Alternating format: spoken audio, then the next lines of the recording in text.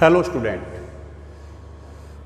First chapter भोजन एवं मानव स्वास्थ्य फूड एंड ह्यूमन हेल्थ में आज का हमारा टॉपिक रहेगा टॉक्सिक सब्सटेंस, नशीले अथवा हम इन्हें मादक पदार्थ कह सकते हैं।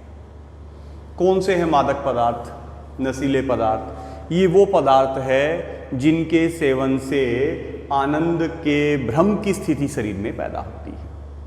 तो आनंद का भ्रम उत्पन्न करने की दृष्टि से व्यक्ति अनेक प्रकार के नशीले पदार्थों का उपयोग करने लगते हैं और धीरे धीरे इन व्यक्तियों को इन नशीले पदार्थों की लत या आदत पड़ जाती है और वो और अधिक नशीले पदार्थों का उपयोग करने लगते हैं।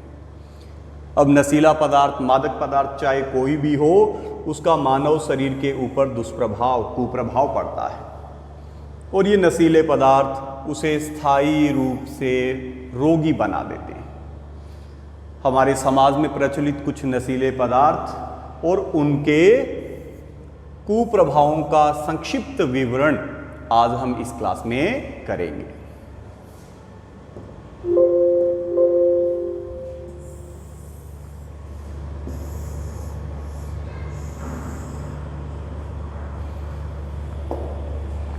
पहला मादक पदार्थ गुटखा। गुटखा तैयार कैसे किया जाता है? किन पदार्थों का मिश्रण है गुटखा? सुपारी के टुकड़े, कत्था, चूना, संश्लेषित मानव निर्मित आर्टिफिशियल खुशबू, धातुओं के वर्क आदि पदार्थों के मिश्रण से क्या तैयार किया जाता है? गुटखा तैयार किया जाता है।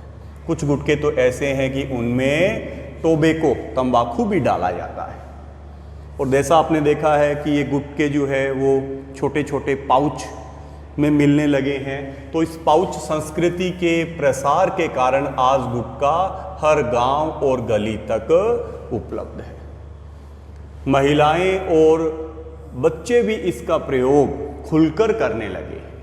अब हमारा यहाँ पे एक महत्वपूर्ण क्वेश्चन है, गुटखे के अधिक सेवन से क्या दुष्प्रभाव हमारे शरीर पे पड़ता है? गुटखे के प्रयोग से आर्थिक हानि तो होती ही है, उसके साथ शारीरिक नुकसान भी होता है। गुटखे के अधिक सेवन से सब म्यूकस फाइब्रोसिस नामक रोग हो जाता है, जिसमें जबड़े की जो मांसपेशियां हैं वो कठोर हो जाती है और जबड़ा पूरे तरीके से, ठीक तरीके से नहीं खुल पाता।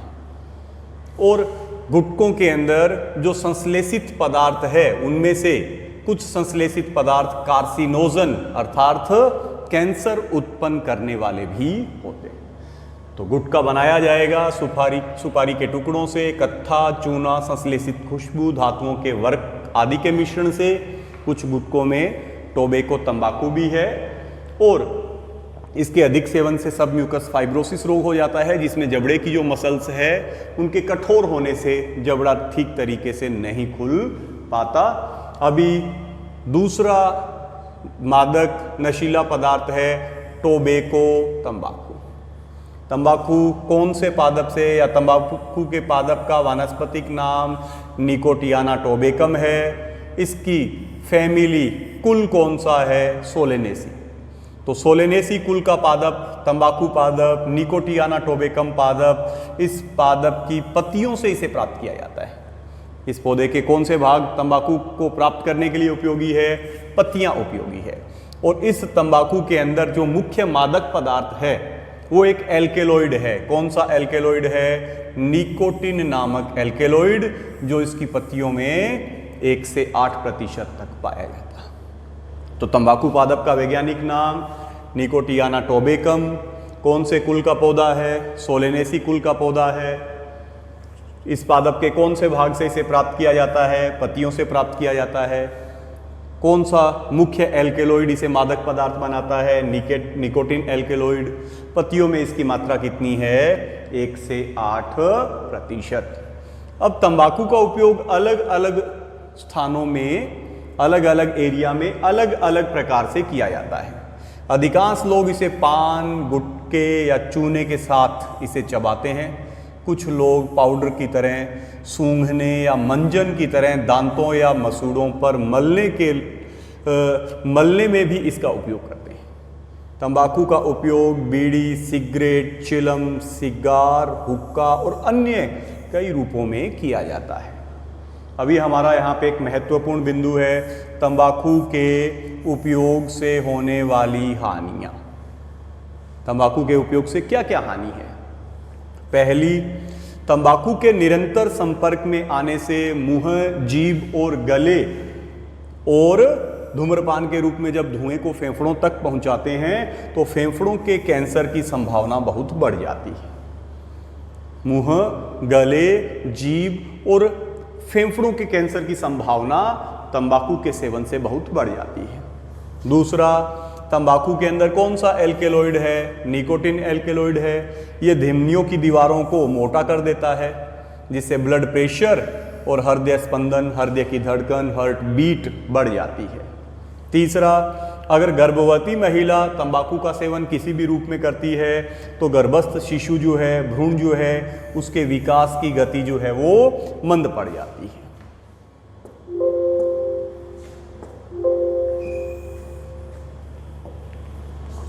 नेक्स्ट, सिगरेट के धुएं के अंदर कार्बन मोनोऑक्साइड उपस्थित है। ये कार्बन मोनोऑक्साइड हमारे रक्त में जो आरबीसी है, लाल रक्त कणिकाएं हैं, उनको नष्ट कर देती है। इन्हीं लाल रक्त कणिकाओं के अंदर श्वसन वर्णक हीमोग्लोबिन होता है। तो सिगरेट के धुएं में उपस्थित कार्बन मोनोऑक्साइड लाल रक्त कणिकाओं को नष्ट कर देती है, हीमोग्लोबिन की मात्रा कम हो जाती है, जिससे रुधिर की ऑक्सीजन परिवहन क्षमता भी कम हो जाती है। सिगरेट, बीड़ी आदि का दुष्प्रभाव केवल उसके सेवन करने वाले व्यक्ति पे नहीं पड़ता, बल्कि उसके पास बैठे रहने वाले व्यक्ति भी इस धुएं से प्रभावित होते हैं।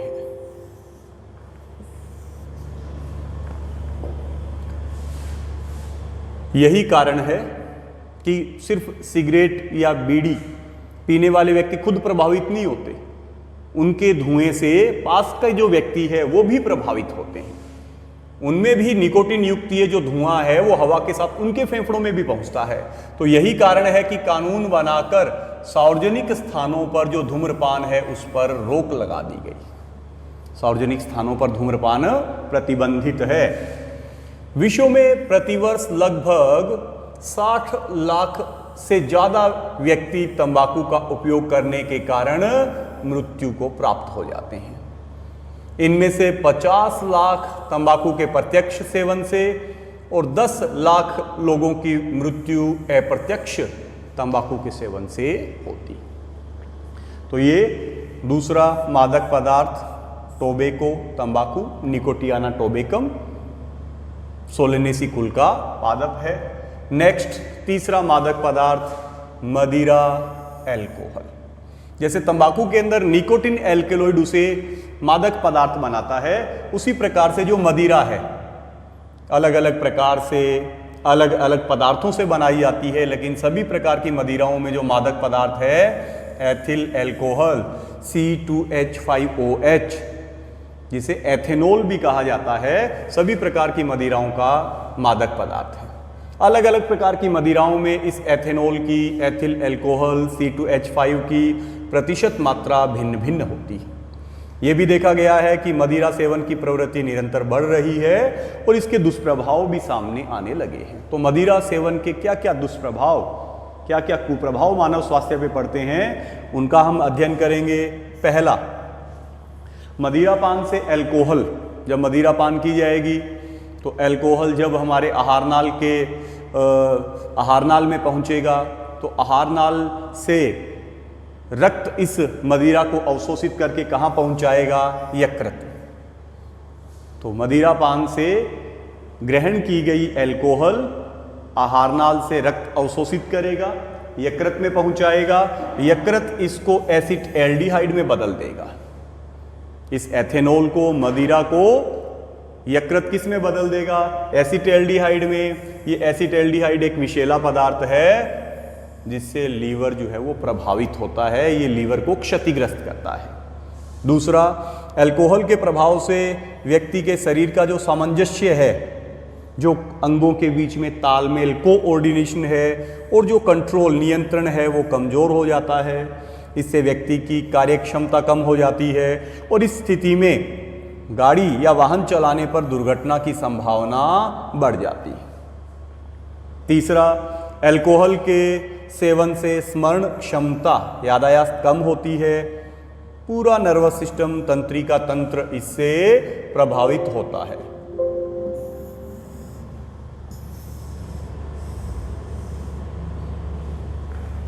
नेक्स्ट, अधिक अल्कोहल के सेवन से वसीय यकृत रोग, फैटी लीवर डिजीज हो जाता है, जिससे यकृत की प्रोटीन और कार्बोहाइड्रेट संश्लेषण की क्षमता पर प्रभाव पड़ता है।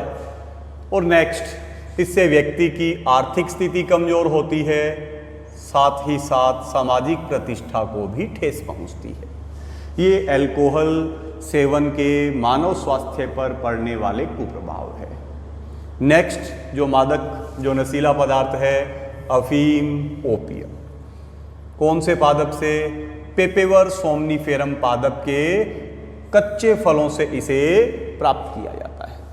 फरवरी मार्च माह के अंदर इसके कच्चे फलों पर चीरा लगाकर इनसे जो दूध निकलता है उसी को सुखाकर इस ओपियम अफीम को प्राप्त किया जाता है। इस ओपियम अफीम या इसके दूध के अंदर लगभग 30 प्रकार के एल्केलॉइड पाए जाते हैं, जिनमें से मॉर्फिन और कोडीन मोस्ट इंपॉर्टेंट है। मॉर्फिन और कोडीन का प्रयोग दर्द निवारक दवा को बनाने के लिए किया जाता है। ये हम कह सकते हैं कि एक स्ट्रोंग पेन किलर, एक प्रबल दर्द निवारक औषधि के रूप में ये एल्केलॉइड काम आते हैं। यही कारण है कि हमारे देश में कुछ राज्यों के कुछ जिलों में सरकार के नियंत्रण के अंदर इस अफीम की खेती भी की जाती है। ये तो इसका मेडिसिनल यूज है, लेकिन मादक पदार्थों के रूप में शांति और आनंद की अनुभूति प्राप्त करने के लिए भी अनेक लोग अफीम या उनसे बने हुए जो दूसरे उत्पाद है, जैसे एक उत्पाद है हेरोइन, इनका उपयोग करते हैं। ग्रामीण क्षेत्रों के अंदर भी इस अफीम का जो परंपरागत उपयोग है वो अभी भी चला है।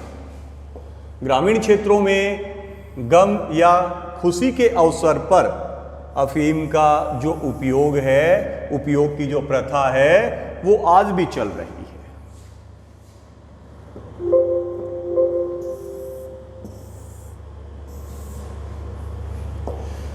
ग्रामीण क्षेत्रों के अंदर कई माताएं अपने छोटे बच्चों को सुलाने के लिए उन्हें अफीम खिला देती। किस लिए? क्योंकि ग्रामीण क्षेत्रों के अंदर जो महिलाएं हैं वो जब अपने कार्यस्थल पर कार्य के लिए जाती है तो बच्चे, छोटे बच्चे किसी तरीके की डिस्टरबेंस नहीं करे तो उनको थोड़ी अफीम देकर सुला दिया जाता है। कारण चाहे कोई भी हो, अफीम का सेवन व्यक्ति को उसका क्या बना देगा? आदी बना देगा, व्यक्ति को उसकी लत लग जाएगी। प्रारंभ के अंदर कम मात्रा में अफीम ली जाएगी, लेकिन जब व्यक्ति उसका आदी बन जाता है तो धीरे धीरे इसकी मात्रा वो बढ़ाता चला जाता है। कुछ क्षेत्रों के अंदर कुछ व्यक्तियों के द्वारा अफीम के जो फल है, डोडे जिन्हें कहते हैं, उनकी फल भित्ति को उबालकर पीने की लत भी उन लोगों में होती है। तो अफीम या उसके फल की फल भित्ति को उबालकर पीने से, अफीम के सेवन से व्यक्ति की प्रतिरोधक क्षमता कम हो जाती है। इम्यूनिटी पावर के कम होने से व्यक्ति बार बार बीमार रहने लगता है और अंततः असामयिक समय से पूर्व उसकी मृत्यु हो जाती है। डॉक्टर या जो स्वयंसेवी संस्थान है उनकी मदद से इस अफीम की लत से छुटकारा पाया जा सकता है। तो ये तो प्रमुख कुछ मादक पदार्थ जैसे गुटखा, तंबाकू, अफीम, अल्कोहल, इनके अलावा कुछ अन्य नशीले पदार्थ भी लोगों के द्वारा मादक पदार्थ के रूप में काम में लिए जाते हैं।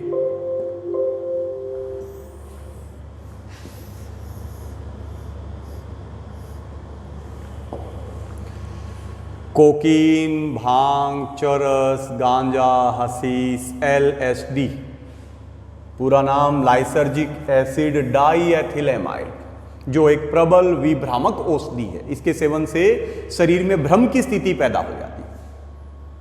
तो इसको डॉक्टर जो है वो कुछ विशेष प्रकार के मानसिक रोगों में औषधि के रूप में उपयोग करते हैं, लेकिन आम लोग जो है नशे प्राप्त के लिए नशीले पदार्थों के रूप में भी इस LSD का उपयोग करते हैं। तो ये कुछ अन्य नशीले पदार्थ है जिनका मादक पदार्थों के रूप में दुरुपयोग प्रचलन में है। युवा इनका प्रयोग अलग अलग कारणों से करने लगते हैं, और एक बार जब वो इनका उपयोग करने लगते हैं तो फिर वो इसके चंगुल में फंस जाते हैं, इनके वो आदी बन जाते हैं, और अनेक प्रकार के दुष्प्रभाव जैसे परिवार से विच्छेदन, परिवार से अलग होना, आपराधिक प्रवृत्ति की वृद्धि, आपराधिक कार्यों में वो लिप्त हो जाते हैं, और शारीरिक और मानसिक कमजोरी भी उनमें आ जाती है। दवाओं का, यहाँ तक कि अनेक प्रकार की चिकित्सक की पर्ची पर मिलने वाली जो दवाएं हैं उनका उपयोग भी लोग मादक पदार्थों के रूप में कर रहे हैं। तो दवाओं का दुरुपयोग भी अनेक व्यक्तियों के द्वारा नशीले पदार्थों के रूप में किया जाता है। दक्षिण एशिया में मादक पदार्थों की मांग के विषय में जो एक सर्वेक्षण किया गया, उसके अनुसार भारत में नशा करने वाले व्यक्तियों में लगभग 42% शराब, 20% अफीम, 30% हेरोइन, 6% गांजा और 18% से अधिक लोग अन्य प्रकार के नशों के आदी हैं। डॉक्टर के अनुसार, एक रिपोर्ट के अनुसार, डॉक्टर की पर्ची पर मिलने वाली जो दवाएं हैं उनका भी लोग नशीले पदार्थों के रूप में दुरुपयोग कर रहे हैं, जैसे मोर्फिन, पैथेडिन, ब्यूप्रीनोर्फिन, प्रोपेक्सिफिन, नाइट्राजिपाम, डाइजिपाम जैसी डॉक्टर की स्लिप पे मिलने वाली मेडिसिन का भी उपयोग लोग जो है वो अपने नशे के लिए कर रहे हैं। स्मैक का प्रयोग भी बढ़ा है। अलग अलग राज्यों में अलग अलग प्रकार के मादक पदार्थों का जो प्रयोग है वो प्रचलन में है। राजस्थान, पंजाब, मध्य प्रदेश, उत्तर प्रदेश, गुजरात में अफीम का जो पारंपरिक पुराने समय से चला आ रहा सेवन जारी है। वहीं अगर पूर्वोत्तर राज्यों में देखें तो वहाँ पर हेरोइन जो मादक पदार्थ है उसका इंजेक्शन लेने का प्रचलन अधिक है। इनके अलावा बच्चे थीनर जो केमिकली एसीटोन होता है, पेट्रोल, सोलवेंट, ऑयल, इस प्रकार के गैर परंपरागत पदार्थों का प्रयोग भी नशे के लिए मादक पदार्थों के रूप में करने लगते हैं। सड़कों पर पलते बच्चे नशीली दवाओं और शराब की लत के आसानी से शिकार हो जाते हैं। वो अलग अलग प्रकार के पदार्थों का जाने अनजाने में उपयोग करने लगते हैं। जूता चिपकाने वाली गोंद, correction fluid, spray paint, nail paint, rubber cement, सूखे इरेजर, मार्कर्स, गैसोलीन, इनमें उपस्थित जो पदार्थ है उनको सांस के साथ अपने शरीर में लेते रहते हैं, और अनेक प्रकार की शारीरिक और मानसिक समस्याएं जो कभी ठीक नहीं होने वाली है उनसे ये बच्चे जो है वो प्रभावित हो जाते हैं। तो इस क्लास में हमने विभिन्न प्रकार के मादक पदार्थों के बारे में अध्ययन किया है।